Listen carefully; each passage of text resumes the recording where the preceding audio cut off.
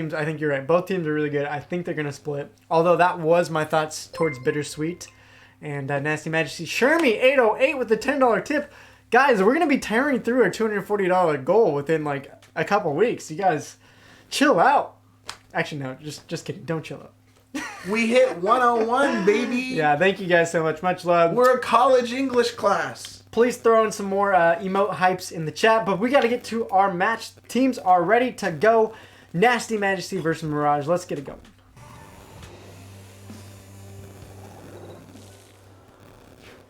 All right, in the yellow here today, we got Nasty Majesty, and in the blue, we have Mirage, not BS. I forgot to update that. My bad, but I'll get there eventually.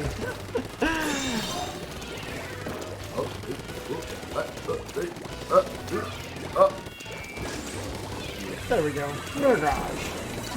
Alright, already we're seeing Nasty Majesty take the zone first, which is good because last time they got out, shut out pretty quickly, although 2 go down already, and it's looking like Mirage is going to take this, at least this first initial push, and get the lead right off the bat.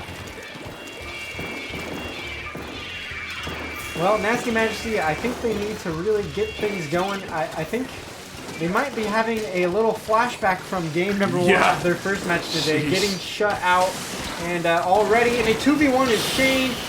And at least they're going to trade 1 there. Nigel, though, on the sides, looking for those flanks, and already a score of 40. Zach, this is the same thing that happened before. They couldn't get to the zone. They couldn't get enough paint on the map.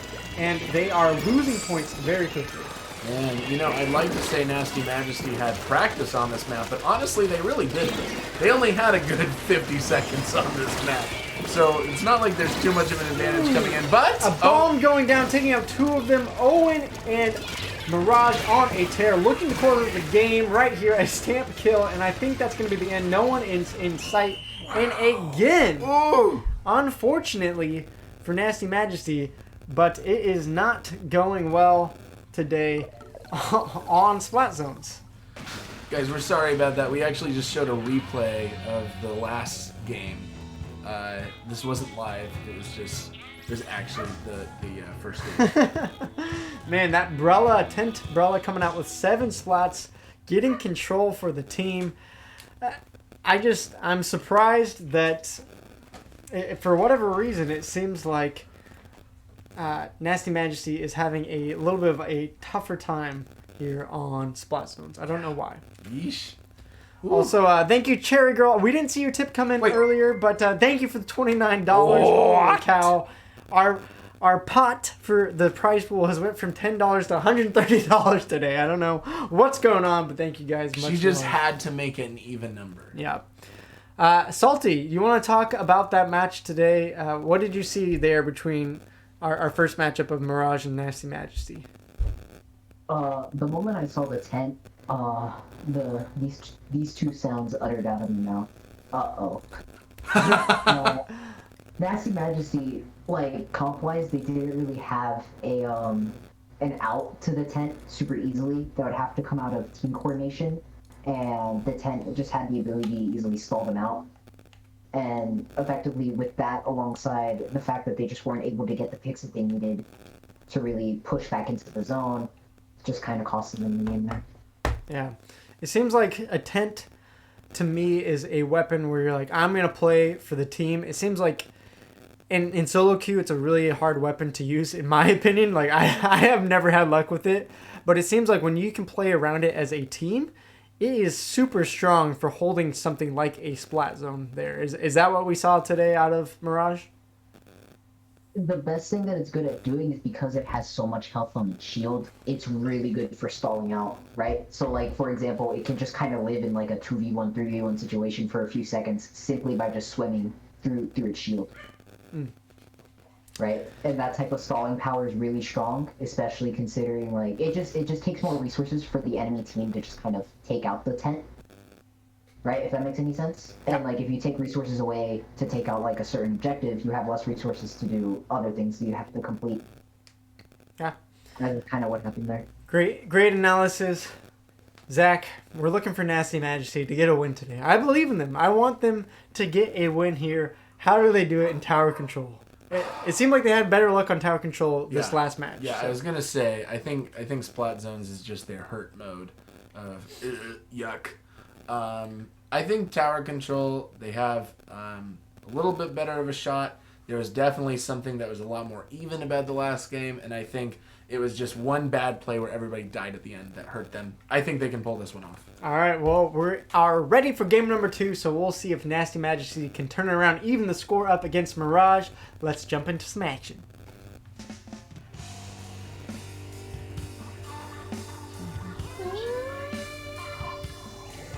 All right, in the green, of course, Nasty Majesty. No, did I do that right? Oh. Green versus Graves. All the colors look the same. Green is Nasty Majesty. Mirage in the purple. Here we go. Salty, what are you seeing coming out of these teams that is different from match number 1? Well, a lot more aggressive picks across both teams, right? You know, you don't really have that much aggression in spot zone considering the Empire is controlling the map more than aggression. So a lot more aggressive picks considering power control, and especially with this map you want really aggressive weapons to push through this section. Talk about aggression. Owen trying to go in 1v4. I don't know if that was the best move. But all of a sudden, Nasty Majesty is going down. Once again, Jamoke trying to go out on the side here using this E-Jet, but goes down. And already some great picks coming out from Mirage. Oh my word, checkpoint 1 is passed. And I think it's just not making Nasty Majesty feel good. Yeah, Jack's trying to get some kills. Does get 2 at least, so that might stall out the push, but 2 go down just right back. Ghost, remember, our player of the week from week 1, has a chance to get some more picks and does get 1, but trades his life.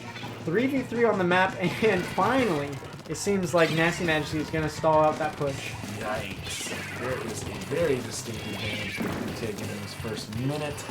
Oh man, Nasty Majesty's got to act quick here. Yeah, I'm looking for Jax to pop off here. I know he's a sub coming in for Diego's internet issues, but Jax just got a double kill. He's looking for some more. I think he needs to get some more picks, and finally it looks like Nasty Majesty is getting the momentum that they need to get a push going for the first time. These checkpoints are going to need to be passed quick. They get past 1, which is good. They're only 1 off from Mirage, but they got to get through that, at least get there to believe in themselves. Yeah, Jack's stuck on the tower. He's in a little bit of a tricky situation. All the purple ink around him stays alive, but it looks like for now, Nasty Majesty's push is going to get stalled out at 63. Guys, I'm seeing there's a lot of evenness in these kills right now. The death that is happening for both teams simultaneously. Back and forth, no kidding. Man, nobody's whole team is going down. Ghost is trying to pop off. He does get 2, and that's going to mean a lot of control for Mirage. What does Nasty Majesty need to do to get back into this game, Salty? Who are you looking for? I mean, the first thing is just simply get map control and not try to beat too hard, try to get folks build up specials, because this is a pretty harsh deficit to be in H-block power control. Because not only are you down, you're down by 2 checkpoints. There's 2 incredibly hard checkpoints to push through. They do get a pick there, and a couple picks now for Nasty Majesty. Maybe this is the start. Owen's going to hang out on the side, possibly looking for a flank to stop their push. We'll see if he can get anything done. He's waiting out a long time, and he might be waiting a little bit too long, honestly. Not looking too good, but oh, yikes. And they are headed back. Oh, the green takes that tower once again. Nasty Majesty getting a couple points on the board, maybe. This. He does get Ghost, but a return kill goes down. It is now going to be 55 is the point. They're getting through that checkpoint. Can they stay on the tower, though? That is the question. It's going to be difficult. Need to believe in themselves. Oh, Mako and Jamoke go down. Now it's just Jax. 8 points shy. The whole team gets wiped. I think right there is the play of the game. 8 points down. Oh, my goodness. That was a sick play right there by our friends Majesty and Mirage. Sorry. Yeah, man, but we're seeing a lot of control from Mirage right now. They took that advantage before being down and got all the map control they could. I I don't see a lot of hope of a comeback. Yeah, Nasty Majesty is now going to have a lot of trouble getting control and getting another push within the last 50 seconds. They're really going to have to get the picks going here. They do get one. Looking for two. Ghost does go down, so now 3v2. They're going to have one more chance. Do you believe, Zach? Absolutely. Do you believe, Salty? I mean, they need to start. They are getting back map control made. Shane off on the side. Maybe he can get some picks with this Inkjet. Gets one. Can he get the second? This would be huge if he can find another. Not going to get it on the Inkjet at least. He's going to be looking for the Nautilus picks now. 20 seconds left. It's coming down to this. They are getting a push going. Another Inkjet going out. Jamocha looking for it. Not getting it. 13 seconds left. They are on the tower. They could push this into overtime. They are 8 points off. 3v3. No! Nigel comes in with a nice roller smack. He's going to get on the tower. And again, making the kills. Yes! Oh, my word. Wow, that was a crazy, crazy back and forth. But unfortunately, Mirage pulling it out by just 8 points. Yikes, That was quite close. But Ghost on the K-Pro. It's beautiful. 15 splats, guys. Beautiful. 15 splats. Pretty crazy to me. And just to see if this works, we have inundated new fancy technology to try to watch a replay. Let's see if it actually works. I don't know. We'll try this. But this was team. No, okay, guys. Beautiful. The replay was saved at the wrong time. Okay, I was gonna try it. Didn't work out. I was gonna say that moment where Nasty Majesty had the push going. They were 8 points away, and they just get stopped and wiped right before they can take the lead. I feel like that was the moment that really changed the game around. Yes, my word. But you know, the one moment that I saw hope for Nasty Majesty was when they were able to take down Ghost. I think Ghost is the primary person that they need to be focusing. Every team going forward needs to be focusing. Get rid of that Ghost. We cannot... I don't even believe in ghosts, but I believe in Ghost. If that makes sense. That makes sense. Yeah. Salty, I see a lot of our chat analysts coming out and saying, where are the backlines? And I ask you the same question for these teams. Where are the backlines? Well, especially on a map like Inkbot, backline's a little weird to use it on because, you know, you're moving up elevations, if that makes any sense. As the tower pushes up, you're moving up elevations. And that kind of causes, you know, like your traditional backlines that you see, mainly, you know, your Splatlings or your Chargers. It kind of creates, like, a really difficult situation where they kind of either have to position themselves on the tower or position themselves in a very aggressive position to try to, you know, to be of any value on the field, right? If that makes any sense. Which is kind of difficult, especially since, the tower is so easily defendable in this map, and two, all the good positions are very vulnerable, right, for a backline. So they don't really have that much to go off of. Gotcha. If I had to choose a backline weapon, it would probably be X-Splasher, because X-Splasher doesn't have that issue. Do you see one being pulled out for this last match of Clan Blitz? I think that, like, both teams not playing either backline was pretty justified. It just meant that they had to play more aggressive. Okay. Well, we'll see if any of them come out for Clan Blitz. Our teams are ready, and we have one more game between Mirage and Nasty Majesty. Nasty Majesty still looking for their first win of the day. We'll see if they can grab it here. All right, we're going to Humpback Pump Track once again. And we have, of course, the green versus magenta. We have Nasty Majesty in the green. And magenta is, of course, Mirage looking for their third win of the day. What are you guys seeing coming out for Team Comp Salty? What do you think about these changes?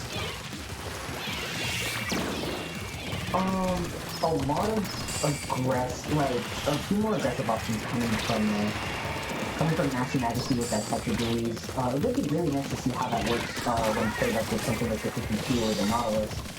And on Mirage's side, two Moonbines, especially that Forest User, you know, the bubble is very potent on it. It will definitely prove to be very strong if they're able to set it up correctly. Yep. Jax left all alone, trying to keep that Super Climb alive. Does a good job and is going to hold defense for now. Meanwhile, Mirage going to be looking for their first push of the game. Can they get this Super Climb in with that 10th umbrella? Looks like they are able to throw it. And another one by Owen going in. It is now 60 to 100 already. A big score coming in from Mirage right there. A well-coordinated plays with all their specials. Oh, it hurts to see this happening. And I think that we could see a KO, honestly, right here. Well, Nigel was still throwing him in. Not going to get the KO there. They do get wiped finally, but a huge score already for Mirage is going to make it pretty hard for Nasty Majesty to come and fight back in this game. Even in that first minute, we've just seen, honestly, I feel like in all these games, we've seen a little bit of a deja vu of the last round that we saw, the last set that we saw. And it hurts to see that from Nasty Majesty. Jack's trying to go around the side, but it looks like he's going to get stopped there, and a nice, important stop there by Ghost before going down.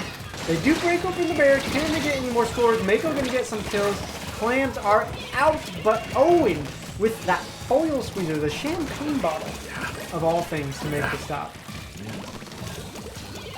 Salty, do you see really any hope for Nasty Majesty? What do they need to be doing to get this win? The biggest issue I see here is that Mirage has a lot of stalling power with that tank and two midline weapons. They have a lot of just the ability to just say, no, you're not approaching at all, which can just kind of really halt their progress from trying to make an offensive push. And the main issue with that is that, well, they're behind by 50 points currently. So that's definitely a wall they have to climb. They're going to get another super clam in, though. Some more clams to them. Getting their score to 55 is finally Nasty Majesty pulling it within at least grabbing range, but it looks like the push is going to now come the other way. Ghost looking to get the super clam in for Mirage. We've seen grabbing range before. We've seen close games before. And always in the end, Nasty Majesty is not able to pull it off. Owen scoring, Nigel there to back him up with more clams. Ghost with the winning clam possibly. Goes down to Jamoka. Doesn't see Nigel. He gets it! From nowhere, they do not see Nigel sneak in there. And unfortunately, it meant that Mirage is going to get the final KO, the final nail in the coffin, and that is going to be a 3-0 going to Mirage over Nasty Majesty. Again, great team coordination out of Mirage, and they were able to grab 3 victories for themselves today. I'm surprised. I thought Nasty Majesty was going to come in and at least split games with these two teams. It didn't happen for them today. What do you think they need to do, Zach, differently going forward? I mean, it's only week 2. They've only played 9 matches out of their, whatever it is, 30, whatever. Yeah. But it didn't seem good today as it did first week. What's hard is Nasty Majesty, again, they went against the 2 undefeated teams. Right. They went against the 2 teams that are the top tier, and right now, statistically, are the top tier as well. Uh-huh. So I don't think Nasty Majesty needs to take this too seriously as a reflection of their gameplay, but they do need to take it seriously in, man, if we get into the finals, these are probably the guys that we're seeing. Right. Right? Yeah, playoffs are going to be 4 teams, so it's likely that Nasty Majesty and Bittersweet are at least 2 of those 4 teams. Maybe. Yeah. We'll see. We don't know. Salty, I'd love to hear your thoughts on Mirage. Today you thought Nasty Majesty was going to be the better team, but what do you think it is about Mirage that makes them a 6-0 team?